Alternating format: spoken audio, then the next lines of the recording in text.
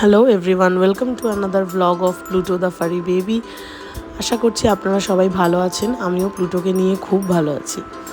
So আজকে আবার চলে আসলাম আরেকটা ভ্লগ নিয়ে। আর আজকে আমার ভ্লগের টপিক হলো শিটজুসদের বিহেভিয়ারের প্রোজ অ্যান্ড কনস নিয়ে, মানে গুড বিহেভিয়ার, ব্যাড বিহেভিয়ার সব কিছু মিলিয়ে আজকে আমি আমার ভ্লগে ডিসকাস করব। So, as you all know, যে Pluto is my second dog and Pogo is my first dog. So আমি পোগোকে দিয়ে শুরু করছি। যখন পোগোকে আনা হয় তখন সেই মুহূর্তে আমি প্রচণ্ড কুকুরকে ভয় পেতাম। মানে ট্রেন করা তো দূরের কথা, কিছু শেখানো তো দূরের কথা, আমার কাছে সামনে যাওয়া মানেই দুঃস্বপ্নের মতন ছিল। সো ওকে খুব একটা কোনো কিছুই শিখিয়ে ওঠা আমার হয়নি। তো ওকে সব কিছুই শেখাতো আমার শ্বশুর শাশুড়ি, আমার বর, আমার ননদ, ওরা মিলেই ওকে ট্রেন করতো, সব কিছু বোঝাতো, শেখাতো। তো আমার খুব একটা ওর ক্ষেত্রে এক্সপিরিয়েন্স নেই। বাট দুটো হতে পারে আমার সেকেন্ড ডগ, বাট ফার্স্ট থেকেই মানে ওর সব কিছুই আমি নিজে একা হাতে করছি। সে ওর মানে গ্রুমিং বলুন, ওর সুসু পটি পরিষ্কার করা থেকে শুরু করে ওকে ওষুধ খাওয়ানো, ওকে সব কিছু করা, ওকে ভ্যাকসিনেশনে নিয়ে যাওয়া। ভ্যাকসিনেশনে আমি আর আমার হাজব্যান্ড দুজন মিলেই নিয়ে যাই। তো ম্যাক্সিমাম ওকে আমিই করি। শুধু আমি একটা জিনিস করতে পারি না, নখ কাটতে আমার প্রচণ্ড ভয় লাগে। সো নখটা আমি কাটতে পারি না, ওটা রেখে দিই, আমার হাজব্যান্ড যখন টাইম পায় তখনই কাটে, বাকি আমি সব করাই ওকে। আর এখন ওর গ্রুমিংয়ের টাইম হয়নি, যখন হবে ওকে আমরা নিয়ে যাব। গ্রুমিংয়ের একটা আলাদা জায়গা হয়, একটা শপ মতন হয়, সেখানে আমরা কথা বলে এসেছি, আমাদের বাড়ির সামনে রয়েছে।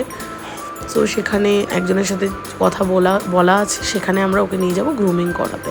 সো গ্রুমিং এখন 6 মাসের আগে অবধি ওকে করাবো না আমরা, মানে ডাক্তারও বলেছে এখন করানোর দরকার নেই। আর যেখানে গ্রুমিং করাতে নিয়ে যাব, গ্রুমিং শপটা, সেখানেও বারণ করেছে যে এখন 6 মাসের আগে গ্রুমিং করানো যাবে না। সো এবার আসি আমি বিহেভিয়ারাল ইস্যুস নিয়ে।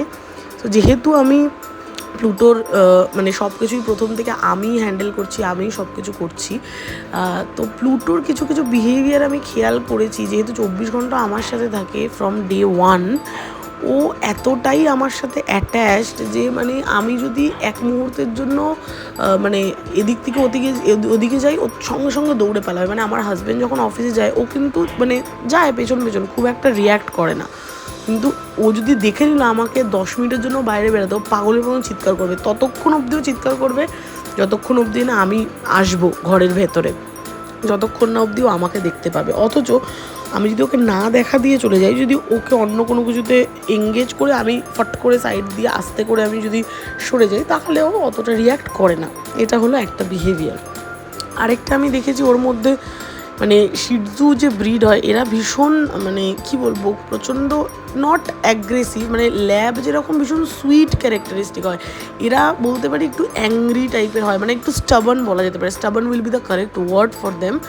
আমি এর আগেও পড়েছি, ওই ইউটিউবে অনেক ভিডিও দেখেছিলাম শিটজু নেওয়ার আগে, যে ওদের বিহেভিয়ারাল ইস্যুস অ্যান্ড এভরিথিং, মানে আমি প্রচণ্ড রিসার্চ করেছিলাম, আমি আমার হাজব্যান্ড দুজনেই। তখন আমি দেখেছিলাম যে স্টাবার্ন। আমার এতটা ধারণা ছিল না, আমি ভাবতাম যে হয়তো যেরকমভাবে বাড়ির লোকের নেচার হবে, ওনারদের নেচার হবে সেরকমই আর কি, যেরকম হয় মা বাবার নেচার যেরকম হয়, বাচ্চা কাচ্চার নেচার সেরকম হয়। সো আমি সেটাই ভেবেছিলাম। পোগো যেরকম প্রচণ্ড দুরান্ত, প্রচণ্ড মানে লাফালাফি ঝাপাঝাপি, কারণ আমরাও সেরকম টাইপের সবসময় মানে হই হুল্লোড় কথাবার্তা। আমরা তখন কলকাতাতেই থাকতাম, যেহেতু লকডাউন ছিল, ওয়ার্ক ফ্রম হোম ছিল।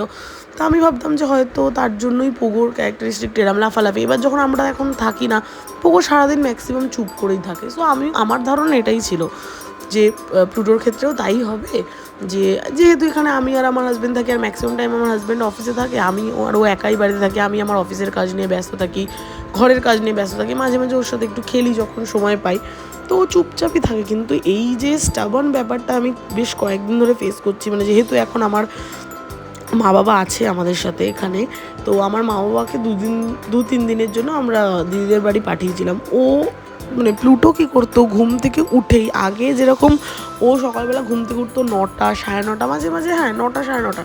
এখন কি হয়, এখন যদি আমরা যদি ভোরবেলা উঠে ওয়াশরুমে যাই, ও ঠিক যেই আমাদের পায়ের আওয়াজ পাবে সঙ্গে সঙ্গে উঠে যাবে প্লুটো, সঙ্গে সঙ্গে উঠে গিয়ে চিৎকার করতে থাকবে। ওই যে চিৎকার শুরু হলো, আনলেস অ্যান্ড আনটিল আমি ওকে খেতে দেবো, ও চিৎকার করে পাগল করে দেয়। তারপর আবার খেতে দেওয়ার পর আগে হতো ও ঘুমিয়ে পড়তো, খেয়ে দিয়ে হিসু পটি করে ও ঘুমিয়ে পড়তো সুন্দর। কিন্তু এখন আবার ও ঘুমায় না। এটা একটা হতে পারে যে ও বড়ো হচ্ছে, যত বড়ো হবে কুকুররা ঘুম কমে যায়, এটা আমি জানি। এটা আমি শুনেছি। তো আমি সেটা হতে পারে, কিন্তু ও কী করে ইদানিং যে ও খাওয়া দাওয়া হয়ে গেলেও ও মানে ঘুমোবে না, ও হচ্ছে খেলতে হবে, তখন ওর সাথে লাফালাফি করতে হবে, এইরকম করতে থাকে ও। সো এইটা আমি কদিন ধরে দেখছি। আর ওর আরেকটা জিনিস যেটা একদম ছোটোবেলা থেকেই ওর আমি দেখেছি, ওর মনে হয় ডাক্তার তো বলেছিল, যে আমরা ডাক্তারকেও জিজ্ঞেস করেছিলাম, যাই হোক জিনিসটা কী হয় আমি আগে বলছি।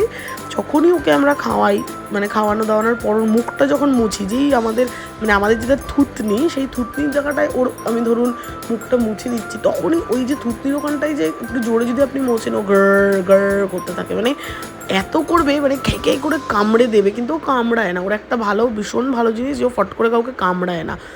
ওকে আর মানে একদিন এরকম হয়েছে যে প্রচণ্ড চিল্লাচ্ছে, কিছুতেই থাকছে না, মানে কেজেও থাকবে না, বাইরেও থাকবে না। আর হ্যাঁ, কেজে ওকে আমরা রাখি কারণ যাতে ও এটা ওটা মুখ না দেয়। যখন আমরা ম্যাক্সিমাম সময় ও বাইরেই থাকে, 24 ঘন্টার মধ্যে 22 ঘন্টাই ও বাইরে থাকে, শুধু ঘুমানোর টাইমটুকু ও কেজে যায়, আর হিসু হাগু করার সময় ও কেজে যায়, নাহলে ম্যাক্সিমাম টাইমে ও বাইরেই থাকে। ইভেন মানে আমরা কি কেজে রাখবো, ওই নিজে থাকবে না, ওকে আমি মানে ঘুমানো আর হিসু পটি করা ছাড়া একটা ফোঁটা টাইমের জন্য যদি আমি কেজে রাখি, মানে 1 মিনিটের জন্য, তখনও ও চিৎকার করতে শুরু করে দেয়। সো যাই হোক, তো কেজেও থাকবে না ও চিৎকার। আর ওর মধ্যে একটা জিনিস আছে, আমি বললাম না স্টাবার্ন ওয়ার্ডটা আমি কেন ইউজ করছি, কারণ ওর এই বিহেভিয়ারটা আমি দেখেছি, যেটা আমি করবো সেটা আমি করবোই। মানে ধরুন সাপোজ এখন আমি দরজা বন্ধ করে ভয়েস ওভার করছি, তো ও বাইরে দিয়ে চিল্লাচ্ছিল, এখন আমাকে দেখতে পেলো না বলে চুপ হয়ে গেল, কিন্তু এই যদি আমার এই আওয়াজটা ও বাইরে অবধি পেয়ে যায়, ও ততক্ষণ অবধি চিৎকার করতে থাকবে যতক্ষণ অবধি না আমি বাইরে বেরাবো আর দরজা খুলে দেবো, ওকে আসতে দেবো বা আমি যাব, এরকম। কারণ ও আমাকে এখন এটা করতে দেবে না, তাই জন্যই ও রয়েছে মা বাবার সাথে, আর আমি এটা করছি। ও বাইরে দিয়ে 2-3 বার অলরেডি চিৎকার করা হয়ে গেছে। সো এই হলো মানে ওর এই বিহেভিয়ারগুলো। আর ওর মধ্যে ভালো জিনিস আছে সেগুলো আমি বলি, মানে যেগুলো গুড বিহেভিয়ার, সেগুলো হচ্ছে ও প্রচণ্ড সোশ্যাল, মানে প্রচণ্ড লোকের সাথে মিশতে পছন্দ করে, কাউকে দেখলে কামড়ায় না, ইভেন ও আমাদেরকেও কামড়ায় না। একটু হাত নিয়ে খেলতে গিয়ে এক্সাইটমেন্টে ধরুন মানে ওর দাঁতটা লেগে গেল, যেহেতু ক্যানাইন থাকে, লেগে যাওয়ার সম্ভাবনা থাকে, আর এত ছোটো যেহেতু ও ছোটো ছোটো দাঁত সরু ফুটে যায় পিনের মতন, নাহলে ও কিন্তু কাউকে কামড়ায় না। আর ও প্রচণ্ড মানে রাস্তায় বেরোতে একদমই শান্ত, ওর অন্য কোনো কুকুরকে দেখে ঘেউ করা বা এইসব স্বভাবগুলো ওর ছোটোবেলা থেকেই কোনো দিনই নেই। একটু ভীতু টাইপের হয় এরা, আমি শুনেছিলাম, আর প্লুটোও তাই একটু হালকা ভীতু, অন্য কুকুর দেখেইও আমাদের পেছনে লোকাতে শুরু করে। যাই হোক, এটাই ছিল আমার আজকের ব্লগের টপিক। আশা করছি আপনাদের সবার ভালো লেগেছে আমার ব্লগ। যদি ভালো লাগে please like, share and comment. আর নেক্সট কী ব্লগ বানাবো প্লিজ কমেন্টে জানাবেন। ভালো লাগলে একটা লাইক করে দেবেন, শেয়ার করবেন, আর definitely comment, and please subscribe my channel.